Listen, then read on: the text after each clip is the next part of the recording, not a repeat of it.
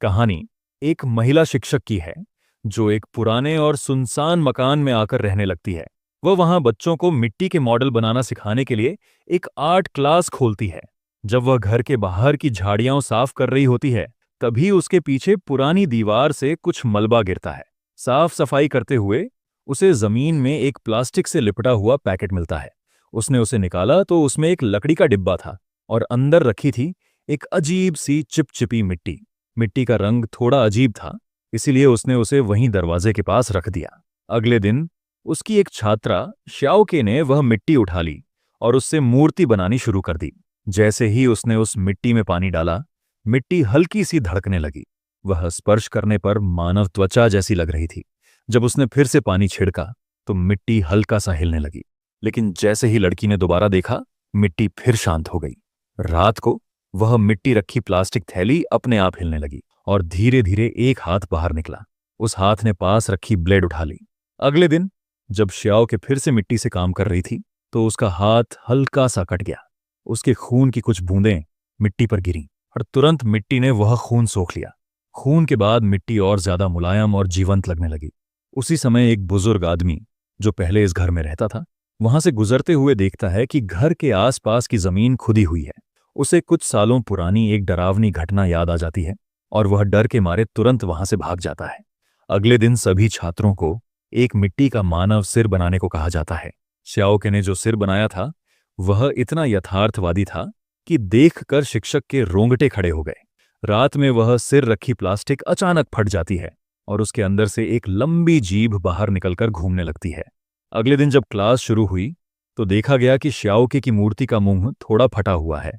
उसने उसे ठीक किया और उसी मूर्ति को पहला स्थान मिला। बाकी छात्र जलने लगे। उनमें से एक छात्रा नीजू रात को क्लासरूम में अकेली रह गई और सोचा कि वह श्याओके की मूर्ति को ध्यान से देखे। नीजू ने मूर्ति को छूने की कोशिश की, तभी उसकी उंगली एक कील से कट गई और खून बह निकला। खून मूर्ति पर गिरा और तभी मूर्ति की कान गिर गई। नीजू ने कान वापस जोड़ने की कोशिश की, लेकिन अचानक मिट्टी ने उसका खून सोख लिया और मूर्ति जीवित हो उठी। अगले ही पल मूर्ति ने उसका हाथ काट लिया और उसकी पूरी बाजू अपने अंदर खींच ली। जैसे ही मूर्ति ने उसका खून पी लिया, नीझू का शरीर धीरे धीरे विकृत होने लगा। उसके कान से एक मरा हुआ चूहा निकल आया जो फिर उसकी कपड़ों के अंदर रेंग गया। घबराकर नीझू ने कैंची उठाई और मिट्टी की मूर्ति पर वार किया, लेकिन तब तक बहुत देर हो चुकी थी। मूर्ति अब पूरी तरह मानव जैसी दिखने लगी थी। उसकी आंखें खुल चुकी थीं, होंठ हिलने लगे थे और क्लासरूम में चीखों की गूंज फैल गई। रिंगजी ने गैस चालू की और उस अजीब मिट्टी की मूर्ति को आग पर रख दिया। तेज गर्मी में मिट्टी की मूर्ति का पिछला हिस्सा जलने लगा और तभी मूर्ति ने अचानक अपना मुंह खोल दिया। रिंगजी डरकर पीछे हटी और जल्दी से मूर्ति को फेंक दिया, लेकिन जैसे ही मूर्ति जमीन पर गिरी, वह अपने आप हिलने लगी, जैसे उसके पैर उग आए हों। वह कमरे के कोने में भाग गई। रिंगजी घबराकर दौड़ी और उसे कुचल दिया। मूर्ति टूट गई और उसके अंदर से एक चिपचिपा तरल बाहर निकल आया जो जमीन पर फैल गया। रिंगजी बुरी तरह डर गई और तुरंत मोबाइल उठाकर पुलिस को फोन करने लगी, मगर तभी उसके हाथों में कुछ अजीब हुआ। उसकी उंगलियां नरम पड़ गईं, जैसे उनमें हड्डियां ही ना हों। दोनों हाथ आपस में चिपक गए और वह उन्हें अलग नहीं कर पा रही थी। डर के मारे वह पास की मेज से टकराई, बार बार कोशिश की, लेकिन कुछ फायदा नहीं हुआ। आखिरकार एक हाथ झटके से अलग हो गया और दूसरे हाथ पर मिट्टी की परत चिपक गई। वह मिट्टी धीरे धीरे ऊपर की ओर बहने लगी और रिंगजी के सिर पर फैलकर उसका पूरा चेहरा ढकने लगी। कुछ ही पलों में मिट्टी ने उसका पूरा शरीर निगल लिया। अब रिंगजी इंसान नहीं रही, वह जीवित मिट्टी की मूर्ति बन चुकी थी। अगले दिन मिट्टी रिंगजी स्कूल के बाहर भटक रही जाती थी। तभी उसने अपने सहपाठी योका को देखा जो पेड़ों के पीछे सिगरेट पी रहा था। वह उसकी ओर धीरे धीरे बढ़ी। योका डर गया और भागने लगा, लेकिन रिंगजी ने उसके बाल पकड़ लिए और उसकी आधी चेहरे की खाल उधेड़ दी। वह आधा चेहरा जमीन पर गिरा नहीं, बल्कि मिट्टी की तरह चिपककर योका के हाथ में समा गया और उसका खून सोखने लगा। योका जमीन पर गिर पड़ा। उसके शरीर की चमड़ी गलने लगी। रिंगजी ने उसकी त्वचा उतार दी और वह अब अधमरा जिंदा लाश बन चुका था। किसी तरह वह लड़खड़ाते हुए क्लासरूम तक पहुंचा। शिक्षक ने उसे देखा, लेकिन ध्यान नहीं दिया कि वह अजीब तरह से चल रहा था। जब शिक्षक झुककर कुछ उठाने लगी, तभी योका पीछे से आया। हाथ में चाकू था और उसने उन पर हमला करने की कोशिश की, लेकिन तभी दरवाजा खुला और चाकू गिर गया। योका झुककर उसे उठाने लगा, पर उसके हाथ अब ढीले पड़ चुके थे, जैसे उनमें जान ना हो। वह कैंटीन पहुंचा और खाना खाने की कोशिश की, लेकिन जैसे ही उसने एक निवाला खाया, उसका मुंह और गला मिट्टी से भर गए। वह घुटने लगा।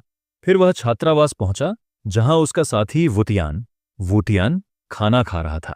योका ने मेज पर रखी चाकू उठाई और वुतियान पर फेंकी। वुतियान जमीन पर गिर पड़ा और योका उस पर टूट पड़ा। थोड़ी देर बाद वुतियान का शरीर हिलने लगा। अब वह भी मिट्टी का इंसान बन चुका था। वुतियान हाथ में वही चाकू लेकर क्लास की ओर गया। वहां उसने अपनी साथी एजी को देखा। एजी डरकर कमरे में भाग गई और दरवाजा बंद कर लिया, लेकिन वुतियान ने हाथ अंदर डाल दिया।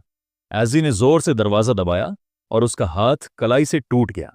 दरवाजे के नीचे से मिट्टी के कई छोटे छोटे हाथ अंदर आने लगे। एजी ने जल्दी से लकड़ी का टुकड़ा लगाकर दरवाजा बंद किया। कई हाथ कुचल गए। वह किसी तरह बच निकली। उधर श्याओ के क्लासरूम पहुंची तो देखा कमरा पूरी तरह खाली था। उसने एजी को पुकारा। एजी ने दूर से चिल्लाकर चेतावनी दी, भागो, वो मर चुके हैं, अब वो तुम्हारे लिए आ रहे हैं। श्याओ के कुछ समझ पाती इससे पहले ही वुतियान पीछे से आ गया। उसके हाथ में त्रिकोण स्केल था। उसने वार किया, लेकिन श्याओ के झुककर बच गई। अब वुतियान की आंखें निर्जीव थीं, जैसे किसी ने उसे नियंत्रित किया हो। उसने फिर हमला किया, पर इस बार शिक्षक ने दौड़कर उसे पीछे खींच लिया। वुतियान का त्रिकोण स्केल शिक्षक के चेहरे पर लगा और उन्हें घायल कर दिया। खून देखकर वुतियान की आंखें चमक उठीं। उसने फिर से झपट्टा मारा। एजी ने समय पर एक लकड़ी का टुकड़ा फेंका, जो वुतियान के चेहरे पर लगा। शिक्षक ने मौका देखकर उसे पीछे की अलमारी पर धक्का दे दिया। अलमारी की लोहे की छड़ वुतियान की गर्दन में घुस गई, लेकिन भयावह बात यह थी कि उसकी गर्दन से एक नया सिर उग आया।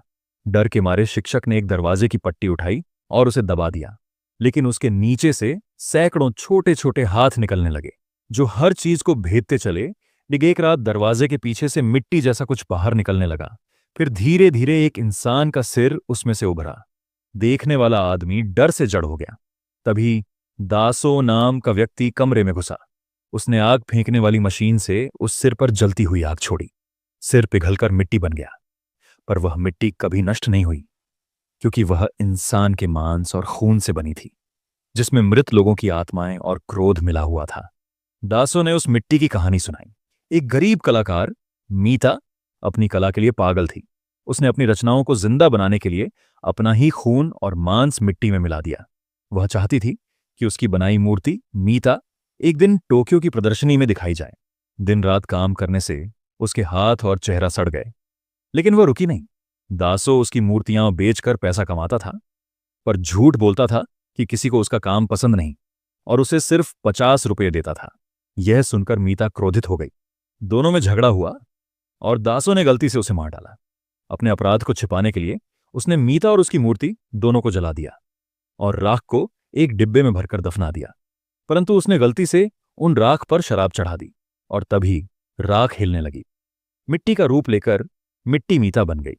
डर के मारे दासो ने उसे फिर से जला दिया, प्लास्टिक बैग में भरकर लोहे के बक्से में बंद किया और जमीन में गाड़ दिया। कई साल बाद जब एक शिक्षक ने वह घर किराए पर लिया, तो खुदाई में वह बक्सा निकल आया। मिट्टी फिर जीवित हो गई और 3 छात्रों को निगल गई। जब दासो ने शिक्षक को सच्चाई बताई, तो उन्होंने मिलकर मूर्ति को तोड़ डाला, पर एक टुकड़ा अलमारी में रह गया, जो पानी लगते ही फिर जीवित हो गया। उसने छात्रा छोटीक पर हमला किया, और जब उसने एजी का खून चाटने की कोशिश की, तो दासो ने आग फेंकने वाली बंदूक से उस पर हमला किया। छोटीक झलकर मिट्टी बन गई, लेकिन तभी कमरा हिलने लगा। मिट्टी उड़कर दासो के शरीर में घुस गई और मीता ने उसी के शरीर के अंदर से जन्म लिया। उसने उसका पेट चीरकर बाहर निकला और चाकू लेकर शिक्षक और एजी पर टूट पड़ी। एजी ने आग फेंकने की मशीन चलाई, लेकिन वह नहीं चली। तब शिक्षक ने लकड़ी का डंडा उठाकर मीता को दीवार पर दे मारा। एजी ने जल्दी से आग लगाई और मीता फिर से जलकर मिट्टी बन गई। उन्होंने उसे जमीन में गाड़ दिया, पर कुछ साल बाद एक तेज बारिश हुई। बारिश का पानी उस बक्से में गया और मीता फिर से जीवित हो गई। उसके साथ वे चारों छात्र भी वापस आ गए। पूरे देश में अराजकता फैल गई। कला नहीं मरी, जुनून नहीं थमा।